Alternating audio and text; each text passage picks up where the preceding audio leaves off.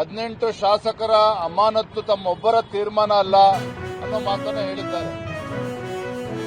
ಆದರೆ ನಾವು ಇವತ್ತು ಗೌರವಾನ್ವಿತ ಸ್ಪೀಕರ್ ಅಲ್ಲಿ ಮತ್ತೊಮ್ಮೆ ನಾವು ವಿನಂತಿ ಮಾಡ್ತಾ ಇದ್ದೇವೆ, ಈ ರೀತಿ ಆಡಳಿತ ಪಕ್ಷದ ಕೈಬೊಂಬೆ ಆಗಿ ವರ್ತನೆ ಮಾಡಬಾರದು. ಸಂವಿಧಾನ ವಿರೋಧಿ ನಡವಳಿಕೆ ಏನಿದೆ ಇವತ್ತು ರಾಜ್ಯ ಸರ್ಕಾರದ್ದು, ಪ್ರಜಾಪ್ರಭುತ್ವದ ವಿರೋಧಿ ನಡೆ ಏನಿದೆ ಅದಕ್ಕೆ ತಾವು ಬೆಂಬಲವನ್ನು ನೀಡಬಾರದು. ತತ್ಕ್ಷಣ ತಮ್ಮ ನಿರ್ಧಾರದಿಂದ ಹಿಂಸರಿಬೇಕು. ಆಡಳಿತ ಪಕ್ಷವನ್ನ ಮನವರಿಕೆ ಮಾಡಿ ಕಾನೂನು ಬಾಹಿರವಾಗಿ 18 ಬಿಜೆಪಿ ಶಾಸಕರನ್ನು ಅಮಾನತು ಮಾಡಿದ್ದಾರೆ, ಅದನ್ನು ಹಿಂಪಡಿಬೇಕು ಅನ್ನೋ ಮಾತನ್ನು ಇವತ್ತು ಕೂಡ ನಾವು ಹೇಳ್ತಾ ಇದ್ದೇವೆ.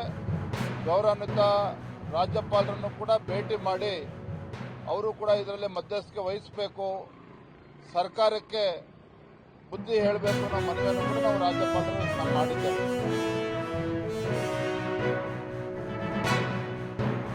ಇವತ್ತು ಪಾಕಿಸ್ತಾನದ ವಿರುದ್ಧ ಉಗ್ರಗಾಮಿ ಸಂಘಟನೆಗಳಿರ್ಬೋದು, ಪಾಕಿಸ್ತಾನದ ವಿರುದ್ಧ ನಿರ್ದಾಕ್ಷಿಣ್ಯವಾಗಿ ನಾವು ಕ್ರಮವನ್ನು ಕೈಗೊಳ್ಳಬೇಕು ಅನ್ನುವ ಮಾತನ್ನು ಸ್ವತಃ ಶಶಿ ತರೂರ್ ಅವರು ಕೂಡ ಹೇಳಿದ್ದಾರೆ. ಇದನ್ನು ಈಗಲಾದರೂ ಕೂಡ ಅರ್ಥ ಮಾಡಿಕೊಂಡು ಇಡೀ ದೇಶ ಒಟ್ಟಾಗಿ ಇಂಥ ಸಂದಿಗ್ಧ ಪರಿಸ್ಥಿತಿಯಲ್ಲಿ ಒಟ್ಟಾಗಿ ನಿಂತಾಗ ಈ ರೀತಿಯ ಅವಿವೇಕತನದ ಹೇಳಿಕೆಯನ್ನು ಬಿಟ್ಟು ದೇಶದ ಪರವಾಗಿ ನಿಲ್ಲಬೇಕು ಅಂತೇಳಿ ಮಾನ್ಯ ಮುಖ್ಯಮಂತ್ರಿಗಳು ಕೂಡ ಆಗ್ರಹ ಮಾಡ್ತಾನೆ. ತಿಮ್ಮಾಪುರ್ಗೂ ಕೂಡ ನಾನು ಆಗ್ರಹವನ್ನು ಮಾಡ್ತೇನೆ.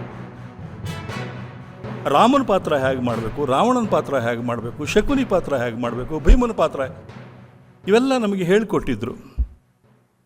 ಹಾಗಾಗಿ ನನಗೆ ಈ ಬಸವಣ್ಣನ ಪಾತ್ರ ಮಾಡಬೇಕು ಅಂತಂದಾಗ ಈ 900 ವರ್ಷಗಳ ಹಿಂದೆಯೇ ಈ ಬಡವರ ಬಗ್ಗೆ, ಈ ಶೋಷಿತರ ಬಗ್ಗೆ, ದಮನಿತರ ಬಗ್ಗೆ ಯೋಚನೆ ಮಾಡಬೇಕಾದ್ರೆ ಎಂಥ ಒಂದು ಉನ್ನತವಾದ ಬುದ್ಧಿಮತ್ತೆ ಇರಬೇಕು ಅಂತ ಯೋಚನೆ ಮಾಡಿ ಆ ಪಾತ್ರದ ಒಳಹೊಕ್ಕು ನೋಡಬೇಕಾದ್ರೆ ವಚನಗಳ ಮೂಲಕನೇ ಸಾಧ್ಯ ಅಂತೇಳಿ ವಚನಗಳನ್ನ ಓದಿ ಅಧ್ಯಯನ ಮಾಡಿ ನಾನು ಆ ಪಾತ್ರವನ್ನು ಯಶಸ್ವಿಯಾಗಿ ಮಾಡದೆ ಅಂತ